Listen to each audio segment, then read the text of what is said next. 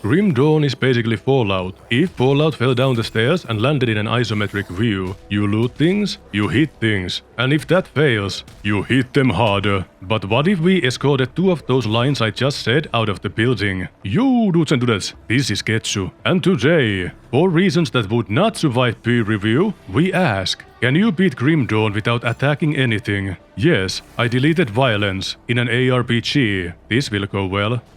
I labeled myself "Stop hitting yourself" because subtlety is missing from my character sheet. Then I was gently informed that the world had ended due to the spirits of energy drinks. One of them tried to wear me like a skin suit, but it left before my body could be recycled, leaving me feeling inadequate, but with hands back on the wheel. Then, Mr. Features all over the face kindly pointed me towards the captain. The captain said that before I was allowed to insert myself into their settlement, I must prove myself by retiring a necromancer permanently.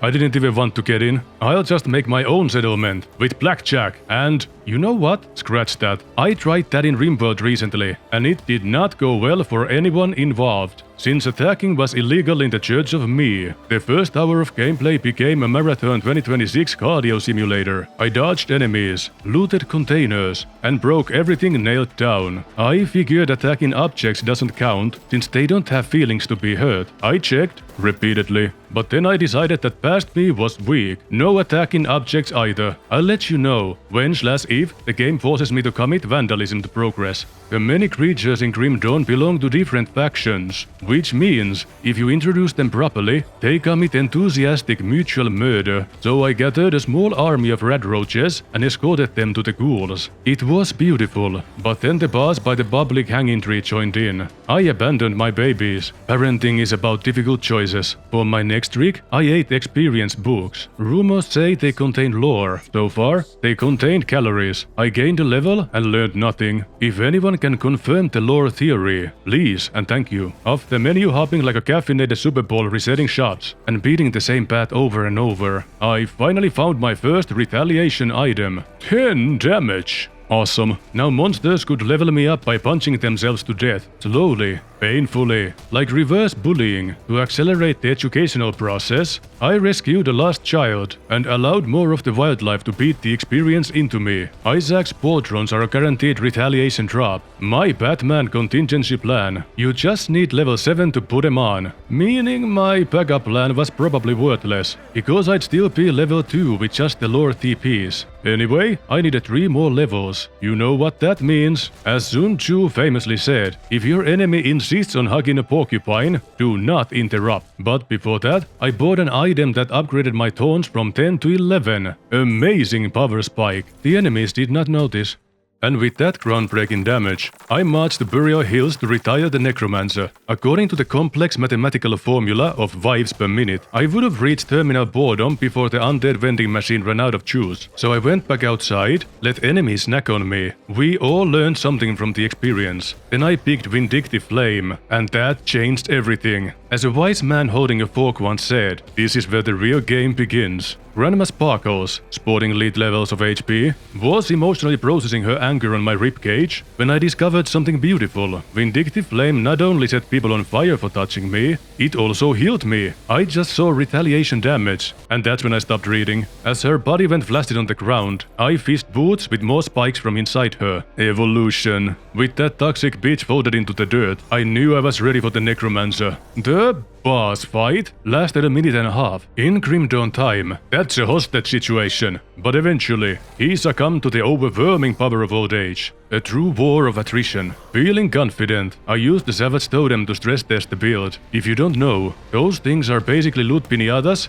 guarded by anger management issues. I lived to be happy about it and got 2 levels out of it, which meant I could equip the Isaac's bolters, doubling my non-skill retaliation damage. Again, the numbers were still small, but they were my small numbers. After reporting to the captain, I gained access to the settlement. Preston, wherever you are, I hope you're proud of me. And please, stop sending Radiant Settlement quests into my soul. I exchanged a crystal to the Science Guy for a skill point, cast in the Lost Child for closer XP, and grabbed some new quests. Beautiful capitalist outsourced violence. Barba Baba gave me a job in exchange for scrap, sloshing in the sewers and cleaning a water pump. Very glamorous. I ignored everything on the way down. The spiders, however, reminded me of a time where me and my friends would hunt them in the potato field to feed our pet lizards. Good times. Anyway, the lizards were poisoning the water with their existence. I stood there, menacingly, while the unfriendly steroid snakes used me to exit reality.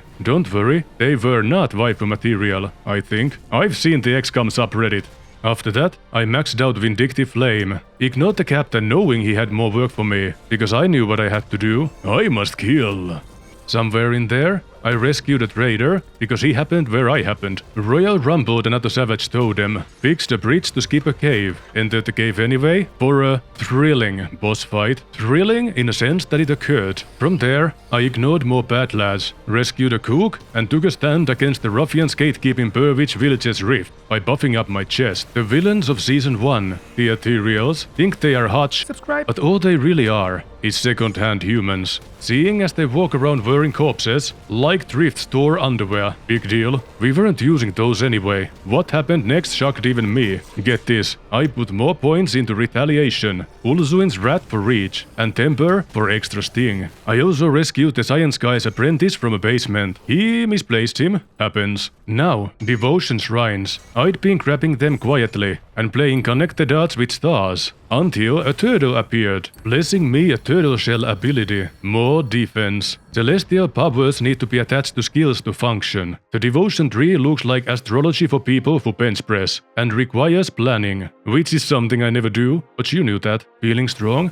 I ignored anyone not stupid enough to hug a drive-by cactus. One enemy healed faster than my spikes could lecture it. I ignored that one too. And finally, I spent just over 3 minutes staring down the act boss bouncer. He swung. He roared. I stood there, judging him silently. He collapsed under the pressure. Then it was time to take on the acting boss, Warden Krieg. I planted my feet and became a Jersey barrier, unmoving, unblinking, emotionally unavailable for 5 minutes. In phase 2, he discovered his fun, latent potential to remove half my HP in one hit. That forced my spirit to return from the spaced out dimension. However, I refused to be intimidated, locked eyes with him, and continued to exist, more aggressively. Like Lucia from Overwatch, but in reverse. He ran out of patience, I ran out of patience. The difference is, I'm built for disappointment. Eventually, he dispatched himself, by rendering himself incapable of inhaling air forever. After that, I turned in every side quest, except the ones I heroically never accepted. Reporting to the captain and his emotional support bureaucrat triggered a cascade of handshakes and XP points. They then unveiled my great destiny. Step 1, pay to fix a bridge out of my own pocket. Step 2, go act some dude story.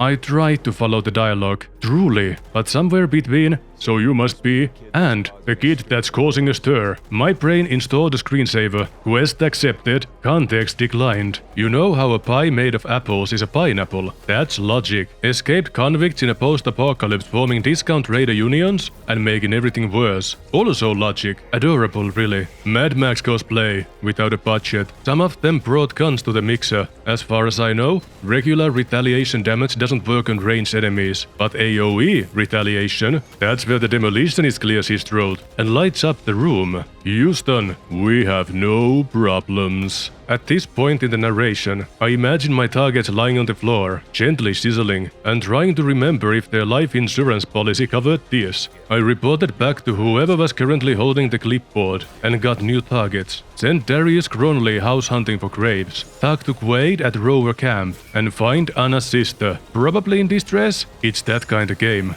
But before any of that, I spelunked into a ghastly cave for a devotion point. The path to further main quest completion was blocked, of course, and I needed dynamite to clear it. I had no choice but to ask for directions. And the next thing I knew, I found myself getting stabbed silly in a mine, but I found the dynamite, kicked open the proverbial door, ignored everyone on the way to the rover camp, and talked to a very important placeholder. My next objective was to put an end to the bandits' arts and crafts pursuits. A worthy cause. On the way, I wanted to know how it feels to get hit in the face by a champion. Wouldn't recommend it. 5 minutes later, you could probably put together another protagonist from all the blood I shed on the ground. The first forge was a bit tricky. I had to lure in extra angry co-workers, so they could destroy company property themselves. Team building exercise. Learned from that, the remaining 2 forges evaporated under the overwhelming power of friendly fire. I destroyed an extra one for good luck. The arrival of level 19 maxed out Ulzuin's wrath. A shocking lesson to anyone, and their friends, and dogs, who dares to even think about touching me from across the room. Shout out to the loot filter, which decided to stop filtering. A quick pit stop at the main menu fixed it. Thank Todd. For my good work, insert name here, rewarded me with another contract, a hit on Moneybags Martin, conveniently in the same area code as Cronley. Inside the bandits' hideout, I noticed a subtle change. Everyone hit harder. Charming. I defeated a nameless warrior. By becoming a municipal speed bump, he ran into me, repeatedly, with commitment. He's nameless because I don't care to remember what his name is. Deeper in, I met Moneybags. I let him express himself against my armor for a deeply educational minute or two. His mortal coil slowly unraveled from aggressive self-reflection. 10K meeting with Cronley himself. He tried to monologue at me. Sir, if you cannot summarize your villain speech in 1 sentence, I will not be attending. The man hit hard. Very hard. For a brief moment, I considered moving. After countless minutes of us both questioning our life paths, Cronley lost the headbutting contest against my special helmet and moved to the big dumpster in the sky. I leveled up and stole his steel toe boots. An honorable mention to the soiled trousers, poison retaliation damage, special ability included, throw feces. Is this that high fashion I remember hearing about at least once in the distant past? The way forward was inconvenient. Again, the bridge was cut. Time to wade through undead congestion and take the Sewer Express. Inside the Arcavian Undercity, the dawn of level 21 pumped my temper to the max. The undead clouded the dank tunnels. Without my intervention, their suffering, while imaginary, would be eternal. Skeletons have to be my favorite enemies. They are numerous, brittle, and they explode into pieces like stick death animations. It is festive if anything. Instead of taking the shortest path, I went cave dwelling into a diversionary route of nonsense. Busted some special ghosts on the way. Special thanks to Rowena Kerr for shaving measurable time of my lifespan. I'm the turtle made of barbed wire. To dare rabbit in this speedrun to the afterlife. Squared. Get it? It's because they're already dead. Comedy. All this just to reach a devotion point many moments later. The shrine holding my blinky prize was guarded, bounced, hermetically sealed, whatever you'd like to call it. It was inconvenienced by Kilrian, 56k HP. In this economy? After an extended staring contest, he dropped lightning rod as a parting gift. My first weapon that hits without me lifting a finger. It was also my last weapon. Completing the Skaven constellation warped my existence further into a hedgehog. After getting bullied by wildlife around Bunker Hills, I found Elsa. She was not in distress, just emotionally exhausted. Turns out she did not want to return to Mr. Sidekick, whose romantic strategy was persist until Stockholm. Understandable. Next, I entered Smuggler's Pass, where a super mutant behemoth used me as a punching bag. Ignoring him would have hurt his feelings, so that wasn't an option, so I let him tenderize me. He hits like a juvenile elephant on bath salts. I dodged. I chucked potions. I reconsidered my hobbies. Getting punched by a vertibird would be more relaxing. Eventually, time itself interrupted our dance of death and he forgot how to leave. Another victory for passive income. Yes. Outside, I agreed to escort some refugees to the next quest hub, Homestead. Also picked up a Find My Sister side quest, because all signs whispered I need more experience to go get swole. Speaking of XP snacks, I reported back to Sanctuary. Regarding Elsa, I had two choices, tell him the truth or encourage him to keep chasing her. After a brief moral council meeting inside my skull, I chose honesty. Bros before horticulture, am I right boys? Barba Baba also wanted me to check on Homestead, to ask what's up, food shipments had stopped. All I had to do was last through another damn cave. Wet sucks. My favorite. I was mentally done with dark holes. This particular rock tunnel ranks high on my list of places I would rather not be.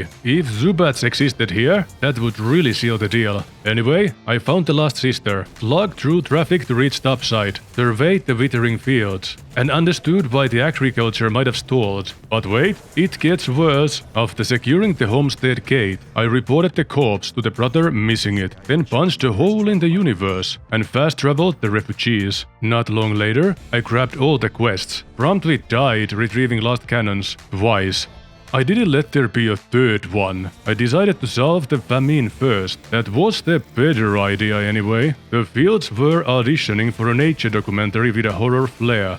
Infestation. I reached level 26, invested in Blast Shield, and connected Scarab Constellation. Side note, Ethereals cannot tell scarecrows from actual humans. Bird brains. I don't much care for this part. It's a waterboarding of a stream of mega spiders, while diving in tight, sticky tunnels. On the upside, the Mega Queen couldn't handle my continued unemployment in the violence industry, and quietly resigned, before Randy could send them to infest another colony. An amalgamation lurked somewhere in the same zip code. A large, unpleasant interpretation of biology. Please, don't feed your abominations after midnight. It was a tough fight, but stepping out of the green floor source occasionally improved survivability dramatically. After that, I got my bag padded back at the current HQ of the week, and another settlement agreed to work with the Minutemen. Then they let me choose between two cults. I chose Death's Vigil to aid my friendly friends in fighting the Ethereals and other riffraff. I always choose them. The other party radiates arrogance and holier-than-thou purity tests.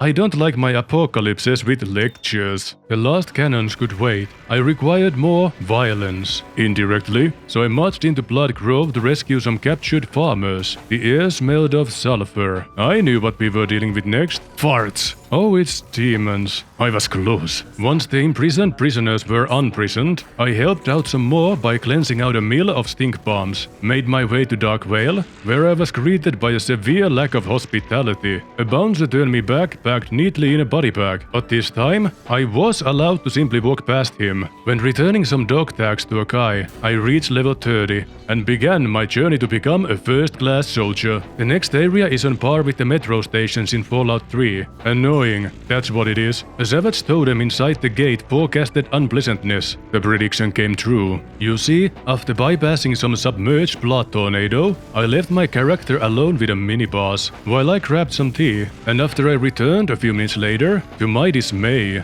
I was still playing Grimdawn. Then I started doing exercises while waiting for the fight to pass like bad weather. Once a little over 8 minutes had passed, he leaked the last of his HP. That's when I realized that was just phase 1. Phase 2 spawned, immediately angrier and significantly less impressed by my become furniture strategy. I considered a tactical retreat for a training arc, but walking back here sounded worse than having a death or two. I'm also very stubborn, like a zombified mule. I'll fill this room with my corpses before I'm done. Eventually, I learned to dodge the red crystals. If both of those hit simultaneously, I got removed from the canon timeline. 7.5 minutes later, victory. Also anger. I've had dental appointments with more player agency. Out in the wild again, I waded through Aztecan Road, where the green and the red forces duked it out like they were competing for least competent army of the year, and the wildlife almost split me as rations. A gunner missed me point blank for so long, I left out of second-hand embarrassment. I also invaded a sizable side dungeon, because my memory said there was a devotion shrine inside. Found nothing but pain, and wasted time. Eventually, I reached the castle, helped my friends purge the green stains, secured the gate, and was baptized in aggressively thick, enthusiastic approval. For my next task, I gathered some supplies from the armory, then allowed a sentry bot to emotionally and physically process me for several minutes in exchange for explosives. Fair trade. I used those explosives to remove yet another roadblock. Urban planning is my passion. Level 33 struck. and I slapped a point in Overguard. More defense, but active this time. At this point I'm less of a person, but more defensive architecture.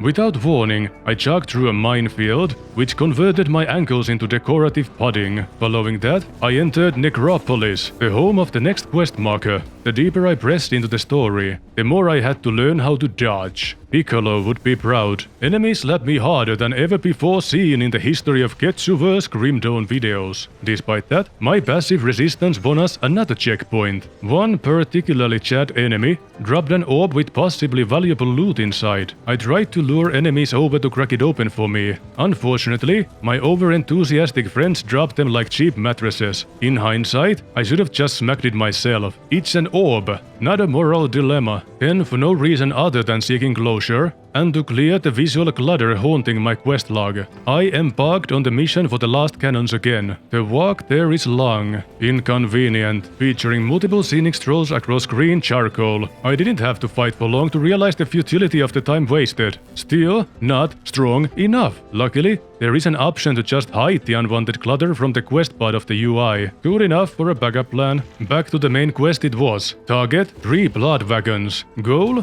Reduced to rubble. The second wagon proved difficult, as in the only mage that didn't turn into a coffin fodder the self-help way couldn't wrap his head around the curvature of the earth. I even tried to make it as idiot accessible as possible for him to hit his mark, but the universe said no.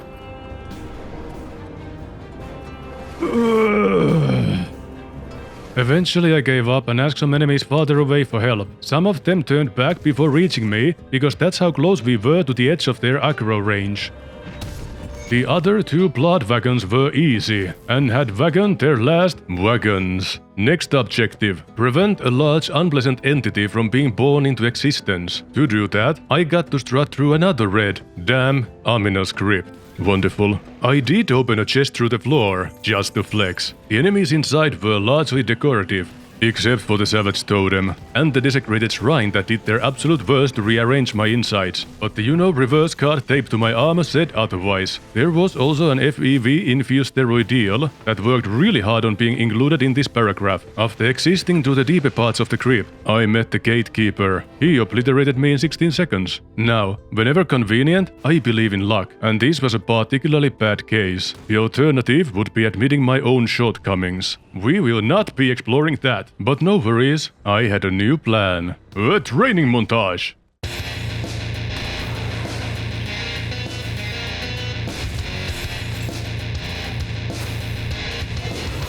Shattered mirrors, broken face, life tectonic, shifts in place, blaze of fire, heart implodes, burn the past, new path unfolds, ripping through the chains, reborn in pain, ashes storm the sky, our life refrain, from the ruins I arise, screaming clear, embrace the chaos, destroy the fear. Fractured soul, rebuilt in rage, words of venom, a burning page, scars unmasked, the truth revealed, the other force, no wounds concealed, ripping through the chains, reborn in pain, ashes storm the sky, our life refrain, from the ruins I arise, screaming clear, embrace the chaos, destroy the fear. Burning ruins, I ascend, despite everything, I still stand. Every demon crushed below, in the screams, my power grows. Ripping through the chains, reborn in pain, ashes on the sky, our life refrain. From the ruins I arise, screaming clear, embrace the chaos, destroy the fear. Ripping through the chains, reborn in pain, ashes on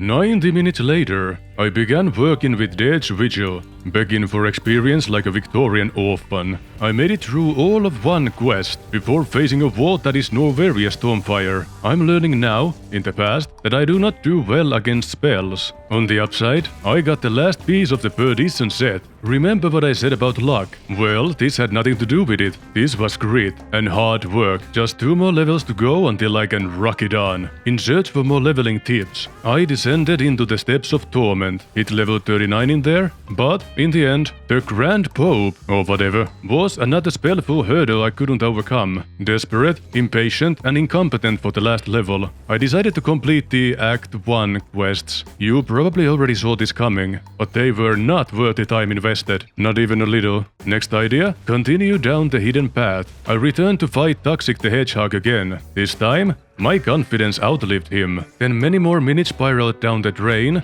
looking for a path that did not exist. Eventually, a single neuron fired. The quest marker was lying to me. The actual route was east of Burp Town, where I found a bridge, which required dynamite, which I did not have, of course. Luckily, through pure work ethic and not at all coincidence, I found another party stick in the same mine as before. Welcome to East Marsh.